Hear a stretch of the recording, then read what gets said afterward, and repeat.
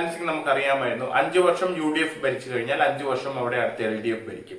അതിനൊരു മാറ്റം വന്നത് ഈ കഴിഞ്ഞു പോയ പ്രളയകാലത്തും അതുപോലെ തന്നെ നമ്മൾ അനുഭവിച്ചിരുന്ന കോവിഡ് മഹാമാരിയിലും വളരെ സുദീർഘമായ ഒരു പ്രവർത്തനം കാഴ്ചവെച്ച ഇടത് സർക്കാരിന് പിന്നെയും ഒരു ഭരണ തുറച്ചു കൊടുക്കുന്നതിന് ഇവിടുത്തെ ജനത്തിന് ഒരു മടിയും ഉണ്ടായിരുന്നില്ല.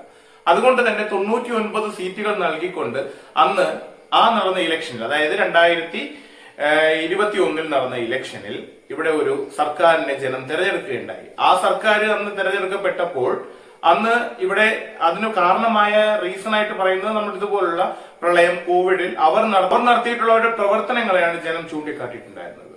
ഇന്നിപ്പോ കാലം മാറി. അതിനുശേഷം അവർ അടുത്തൊരു 5 ടേം ഇവിടെ ഭരിച്ചു. അത് കഴിഞ്ഞതിന് ശേഷം നമുക്ക് ഒരുപാട് ബുദ്ധിമുട്ടുകൾ ഉണ്ടായി. ഒരുപാട് നല്ല പ്രവൃത്തികൾ അവരുടെ ഭാഗത്തു നിന്ന് ഉണ്ടായിട്ടുണ്ട്.